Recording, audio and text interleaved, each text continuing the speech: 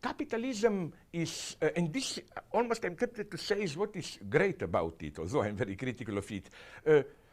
Capitalism is more an ethical religious category for me. It's not true when people attack capitalists as egotists, they don't care for. No, an ideal capitalist is someone who is ready again to stake his life, to risk everything just so that production grows, profit grows, capital circulates. His personal or her happiness is totally subordinated to this. This is what I think Walter Benjamin, the great Frankfurt School companion thinker, had in mind when he said capitalism is a form of religion. You cannot account for a figure of a passionate capitalist obsessed with expanded circulation, with the rise of his company in terms of personal happiness.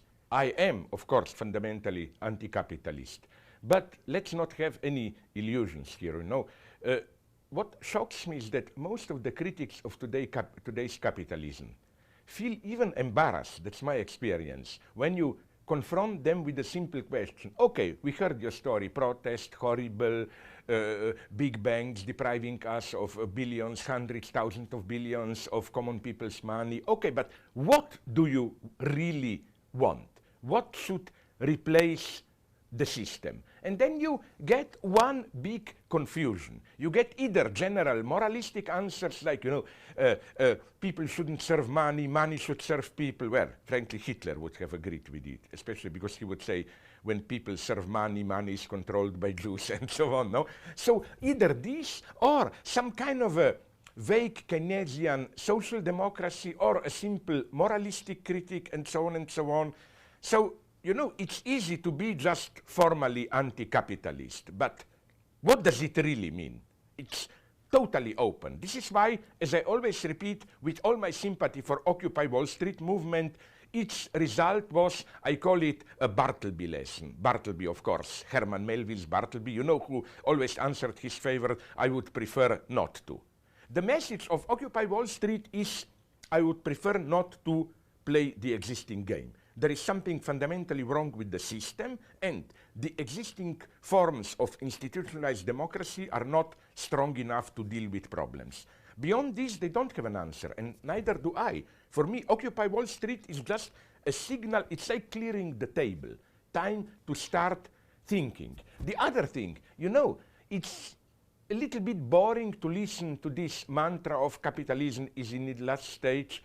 When this mantra started, if you read early critics of capitalism, I'm not kidding, a couple of decades before French Revolution, in late 18th century. Now, the miracle of capitalism that it's rotting, in decay, but the more it's rotting, the more it thrives, So let's confront the serious problem here. Also, let's not remember, and I'm saying this as some kind of a communist, that the 20th century alternatives to capitalism and market miserably failed. Like, okay, in Soviet Union, they did try to get rid of the predominance of money market economy. The price they paid was a return to violent, direct master and servant direct domination. Like, you no longer were even formally free. You had to obey orders, a new authoritarian society. And this is a serious problem.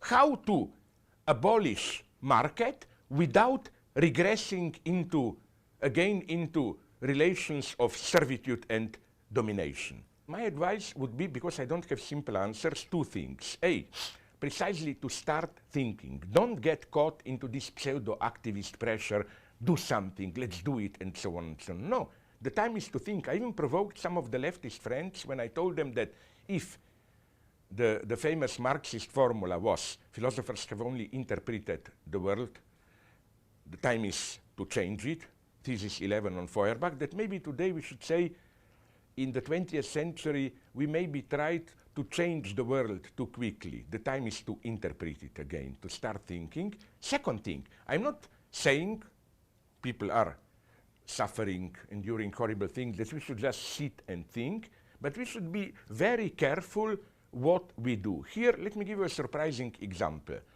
I think that, okay, it's so fashionable today to be disappointed at President Obama, of course, but sometimes I'm a little bit shocked by this disappointment, because what did the people expect? That he will introduce socialism in the United States or what?